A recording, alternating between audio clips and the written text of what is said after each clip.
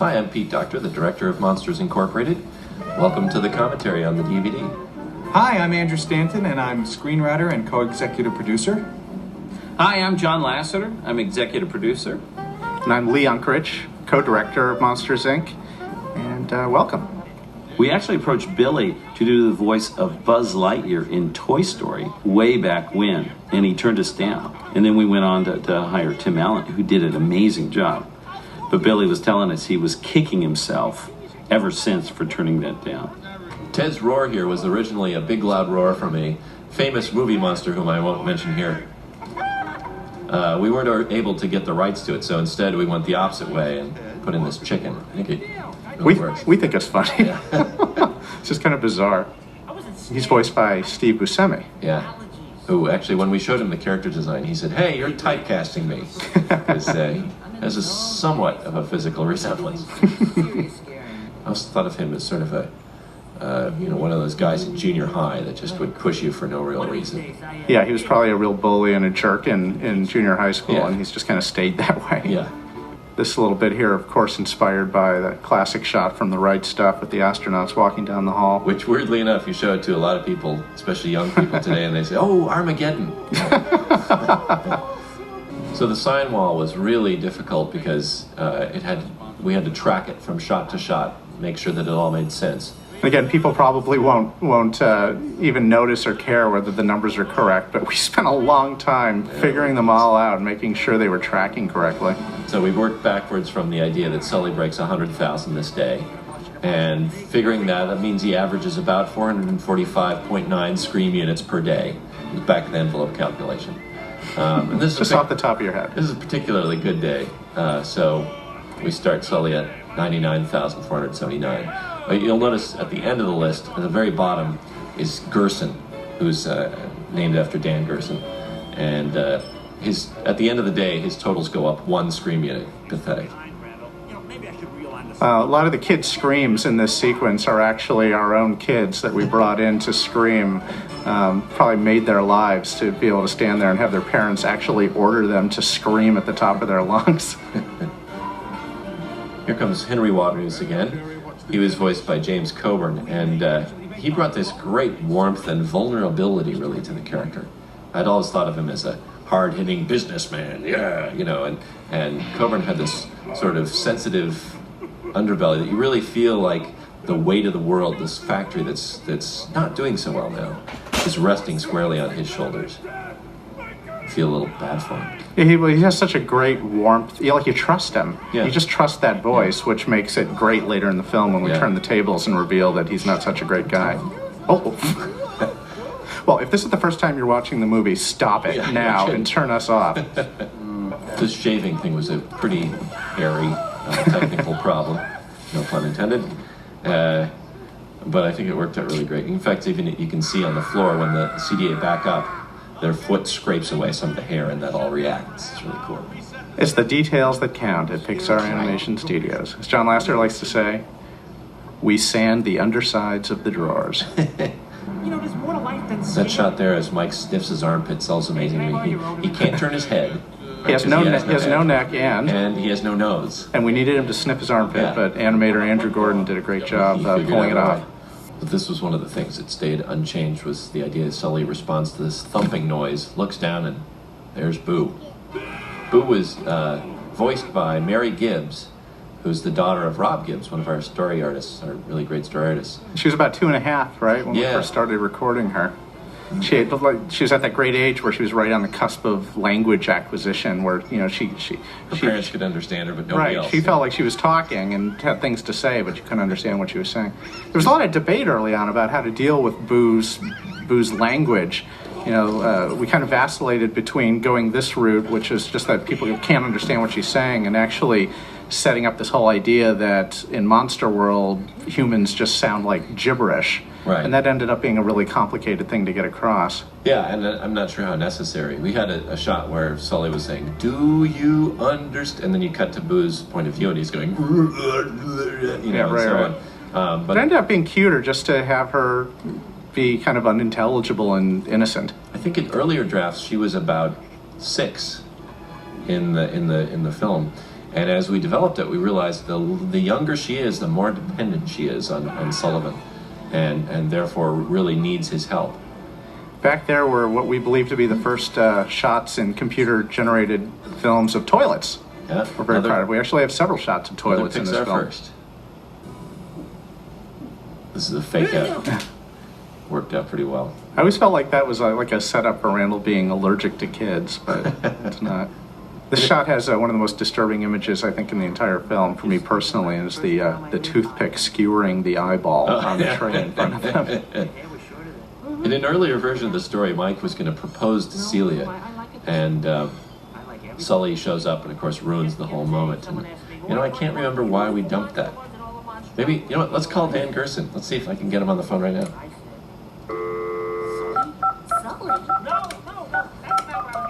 See what he says.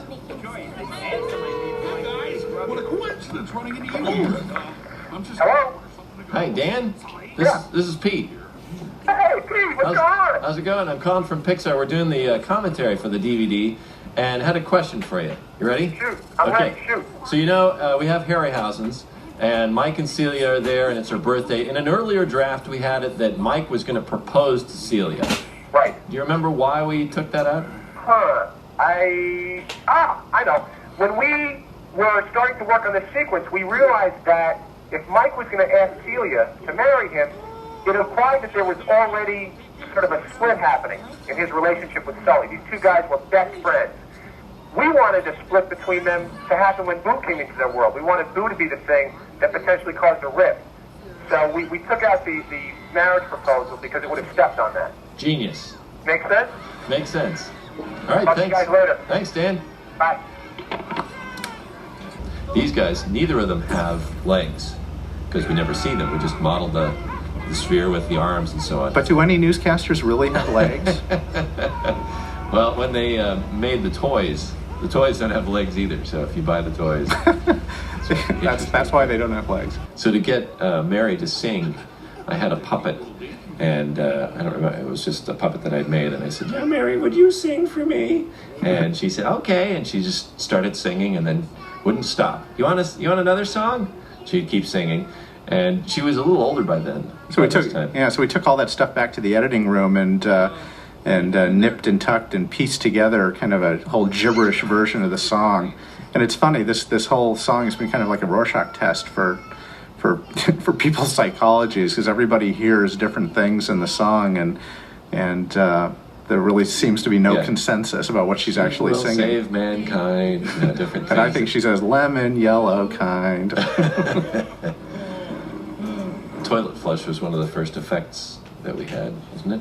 Was it this scene, or was it a different one? It's actually earlier, but it's stunning. Okay. I think it's really, really cool. We studied a lot of toilets. People taking videotape. Other people go on research trips to Africa. We go to the lavatory. Yeah, that's right. One challenge here was that Randall's supposed to wash his hands. He can't anywhere near reach the sink. His hands are way too short, which you can see in this side shot. We had to really stretch his arms. To kind of fake that. That happens often. The story guys come up with really great, funny things for the characters to do, and then the reality is that the characters can't actually do them, so we have to be creative. Wasn't that bit where Mike and Sully was coming in saying hi to everybody originally somewhere else in the film? Oh, like the top of the morning stuff. Yeah. It was in the lobby. And I think we switched it to this place. It was always so funny. Yeah. The way John and Billy just were absolutely hilarious. Did you lose a limb? You lose weight or a limb or something. I just love that. And so he had to use it, and it fit perfectly here. Yeah, it kept it moving instead of just standing still. We originally had another piece of yodeling music in here that actually came from Pete's vast collection of yodeling records. Yes. And it was really funny stuff, but we couldn't get the rights to it. It was such an old recording, they couldn't track it down, so we ended up having to create another version of the yodeling that was funny. I don't think it's quite as funny as what used to be in there, but it's pretty funny. Yeah, it works. I don't remember who had the idea of CDA all in the toilet stalls, but it really cracked us up. Hey, everybody's got to go sometime. That's right. We figure they have hoses that detach. They don't actually unzip their suits. And that's all the detail we're going to go That's into. right. Wasn't the entrance to the secret lair like a candy machine originally, right? Yes, that's my fault. It was in my script. I'm to blame. Now, what was the name of the candy again? It's called Juicy Fright. And there was a larger plot that we were aware of at the time that in my script. And so I love, geeky setups. And I thought, what if there was this candy machine that was always out of order and Mike always wanted to get stuff from it. And the way to get it actually covered the hole that brought you to the secret lair. And if you ordered Juicy Fright, it would open up and you'd go down. And it worked for a long time, but then as the more we decided to leave the audience out of the know that there was something going on, and the more we wanted people not to think that Waterness had anything to do with it, it couldn't be so high-tech, it had to be low-tech. It had to be sort of this makeshift door. And more inconspicuous. Yes. Because, I mean, with a candy machine there, you'd think... Somebody would have fixed it. Yeah, somebody would have wanted the candy and fixed it and all like that. It seemed good on paper. Okay. Yeah. I remember in one of Andrew's early scripts, he had this cut where we cut to the Himalayas, and there was actually text on the screen that said, "Somewhere in the Himalayas." And I thought that was so great. It was just such a 180-degree turn. I thought, wow, I want to see that movie. Yeah. That's exactly what always happens, is eventually we turn back into audiences of our own film, and we just go, and something's just not working, you just want to shake it up. And I remember saying to you, Peter, saying, something crazy just needs to happen here. Like suddenly they're thrown through a door and boom, they're in the Himalayas. And we just honestly said, well, geez, why not? And, and then figure out from there how the heck you're going to make that work for the movie. But that's what you want. It's what you want as an audience member. Yeah, you want the audience just to go, okay, how are they going to get back now? Right. Yeti's Cave. Oh boy. We must have boarded this sequence literally 30 to 40 times. I'm not kidding. It's just, and poor Rob Gibbs, who's actually the father of Mary, the voice of Boo, he ended up doing most of them. Although Joe Ranft did a couple of them too. It was just a really tricky scene. I mean, there's so much emotional weight here between Sully and Mike. The whole film, basically, their friendship has been tested, and this is the point where it breaks. In fact, early on, we had them get back together in this scene and both go on back to the... And it was just too easy. It was too easy in such a short scene to take them all the way to their friendship breaking up and then getting them back together. Yeah. We knew for a long time that we wanted to have John Ratzenberger play the Yeti. John's been in all of our films. He plays Ham in the Toy Story movies, and he was P.T. Flea in A Bug's Life. And we like to think of him as our lucky charm here at Pixar. In the background there, you see a box of Lingonberry jam. There was a whole gag that we had at the beginning of the scene was after Sully and Mike see the Yeti in the snow, instead of saying, "Welcome to the Himalayas," he just roared. And then you cut to him eating what looks like blood on a knife. And the camera slowly pulled back and revealed he was just eating jam. Right, jam? Yeah, some offered them terrified some mountain jam. climbers left it behind. I remember when he first came up with the idea for the snow cones. And we said we wanted them to be yellow and to have them, you go, oh, no, it's lemon. Right. We love that. And what's interesting is it was really late in the production. And the way that they had rendered them, we just didn't have time to put much detail in them. Yeah. And the joke was falling flat. And it was Darla Anderson, the producer, that came in and said, I don't care if we don't have time. We have got to make those look better. Yeah. And she insisted. And they did. They made them look fantastic. Bright yellow. Yeah, bright yellow, and it looks like a snow cone where it has all the ice. Crystallized and everything. For those of you raised in the Northern Hemisphere, you'll know that that was accurate, And what's very funny is that texture change made all the difference in the world. Then the joke started landing. Yes. It's amazing what a difference a shade of yellow will make. Yeah. It was kind of an 11th hour edition, and I think it's pretty hilarious. Yeah. Finally. We actually used to have a whole extended sequence in here where Sullivan ran down and he thought he was bursting into the room where Boo was, but he actually burst into a room full of cages. This giant room full of cage after cage after cage that was basically setting up the idea that this was going to be a giant operation and they were going to be, extracting stream from lots of kids, and It set up that exposition and was sort of a surprise for people that instead of, ta-da, there he is, he was in a cage room instead. Right, and it was cool. It was cool, this idea that this operation, this was going to be a huge operation, but ultimately it was just really slowing down the pacing of the film, and we thought it was more important just to have Sully burst in and rescue Boo and kind of move on with the movie. She's the only kid we know at this point in the film, so she's the only one we care about. It was very difficult to. I think we were doing it well in terms of setting up the idea clearly of what was going on, but ultimately we decided that hopefully the audience was just going to gather that this was going to be an ongoing operation with lots of kids. So here we were really trying to involve, everybody really loved Celia as we were developing her as a character, as the story was coming together, trying to use her to defeat Randall in some way. We wanted to give her kind of one last little moment in the sun because we knew we were going to be basically losing her till the end of the film. So we were trying to think, okay, we'll use her receptionist skills, right? So she uses the phone to do the overhead page, and then we went back in the film and layered in some other pages that you can hear. We used to have a more kind of female computer voice doing all the announcements about the scare leader on the scare floor, and we ended up replacing those all with Jennifer Tilly to set up that idea. This is the kind of scene where when you describe it for the first time to the technical people who are actually going to have to help you create the sets and be able to render it, it's the kind of moment where you can hear a pin drop. Yeah. This vault is taller than the Empire State Building, and it's, I think, a half a mile long. You can actually fit, we figured out, a Statue of Liberty on any one given level of the door vault. Yeah, it's massive. This is, if you listen to the music here in Hawaii, it's actually me playing the ukulele with Bruno Kuhn, our music editor, and Pete's on the upright bass. Yeah, and Bruno actually wrote all the music for the other international rooms as well.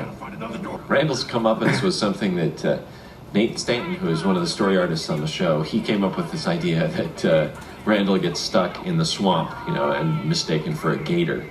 And so... Down in the bayou. And it's stuck. That's, of course, the trailer from A Bug's Life with the Pizza Planet truck parked outside. And inside are two versions of the Sim Kid, the simulated kid at the beginning of the show. They're just used, you can see their shadows. I think we put an extra sphere in the back of one to make it look like Mom. Like a bun. Yeah. The scene's coming up here where Mike kind of fakes everybody out by having a sock appear in his mouth and throwing it at the CDA was something that we always had early on. But we were worried that, they just came up with this idea at the last moment. Where did they get the sock from? We thought, well, it's Boo's sock.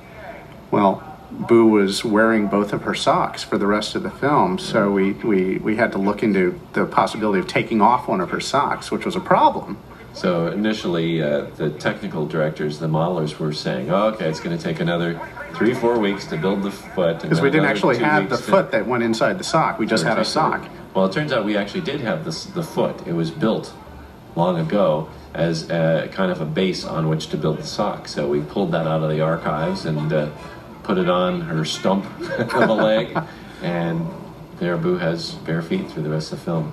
There was a lot of debate about this moment. We wanted to set up this whole switcheroo that, Sully's trying to make trying to trick Waternoose into thinking that he's actually activating Boo's door here, but of course he knows he's not doing that. So for those of you who are taking notes, he pushes the wrong button. And we of course never showed the red light go on over the door because it wouldn't have really gone on. It's one of those tricky things where we were really thinking through the logic of the moment, and we had to catch ourselves and not get too caught up in trying to explain away exactly what was going on. As soon as we came up with that idea of faking it out, we knew that then we had to go back and re-engineer both the simulator room and Boo's room to be very close to each other in architecture, in color, and actually they're not. I mean, this is a total lighting cheat here that it looks somewhat pink. That's Boo's room color. And then you'll see when the lights come on here that it's more of a yellow. And it's a stage type setup, so I think we have that liberty. This monitor bank of 6 different monitors. We took the same animation. That's one of the cool things of 3D animation. We took the same animation, set up 6 different cameras, and looked at it from those 6 different views. One of the things that wasn't so cool was that it didn't really always hold up, so we had to reanimate some stuff, do a lot of lighting tweaks to get that to read, and then on top of all that, go through this video post-process to make it look as though it was on TV with the scan lines and the pause effect and all that. It does look cool. This whole idea that Roz was #1, I don't remember where that came from, but it really struck us as sort of absurdly funny. And hopefully by now the audience realizes this is a comedy, and you just sort of go with it. She's been doing this undercover work. I love that she's still got a sweater on. It's just now a yellow CDA sweater. That's right. I think this is some of Bob Peterson's finest work as the voice of Roz. That's right. Here, Boo runs over to the door. She actually grows about 7% as she runs to the door because she's not tall enough to reach the doorknob. So the animator stretched her out, just grew her just a little bit. You can't tell. The inside of the closet is a nice painting done by Glenn Kim, who's one of our painters on the show. The Think Funny banner in the background, kind of an homage to our CEO Steve Jobs' other company. That's right. Apple Computer. Once again, been covered up. Business Shriek. For a long time, before we finally got this rendered, whenever Mike opened the box, it was just an image of the sushi bar, and it made absolutely no sense. And we knew what was going to be on the cover ultimately, but it was literally months before we finally got a render with that magazine cover on it. The moment finally made sense. It's also really cool. I don't think people immediately recognize it, but because laughter is so much more powerful than scream, we now have these huge tanks to hold the more powerful scream, and it's kind of a subtle thing, but it's pretty cool. Early on, my initial thought was that once Sully says goodbye to Boo, he can never see her again. And once he does that, then we have sort of an ending with Mike and Sully again. And we kind of struggle with that because the audience really wants to see her again. And we came up with this, I think, very successful ending that allows you to have the feeling that they get together again, but you don't actually get to see her. We got a lot of reaction from test screening audiences that they really wanted to see an image of Boo at the end, and rather than cave into that and give them that, we decided that we had done our job well because the audience wanted to see her so badly. Leave them wanting more. Sooner or later you find out that there's nothing to be scared of under your bed or in your closet, and you grow up and you've overcome your fears. And so You've overcome your fears? I'm not saying I have, I'm just saying some people do. I still reach around and turn on the light before I walk into every room. Yeah, you did do that. One of the things is that we set up at Pixar a working environment that is, it doesn't matter whose idea it is, truly the best idea is the one that we all automatically, oh, that's it, right? But also, you can't have ownership of an individual idea, because you'll come up with an idea, then people take and go, and what if you did this? And then Andrew would even finish his sentence and go and plus that, and then I would plus that, and then Joe and all this. So by the time you're done, it is everybody's idea. It really is like a band. It's like somebody started to riff and then everybody jammed and then you got this song out of it. And it's always been that way. Hey, What? Is it over? oh my gosh, why didn't you tell us it was over? That must be just us two guys talking the whole time. Jeez. Oh my God, look at there's the castle already. It's over. Gotta say goodbye. It was really great watching some of this with you. Right, but it was good. This is It's Andrew, bye. This is John Lasseter saying goodbye. Quick before the Luxa lamp goes out. Come on. Okay. Say, All right. Say Goodbye. something profound. I hope you enjoyed it. We're really happy to make Monsters Incorporated. Computers are really cool.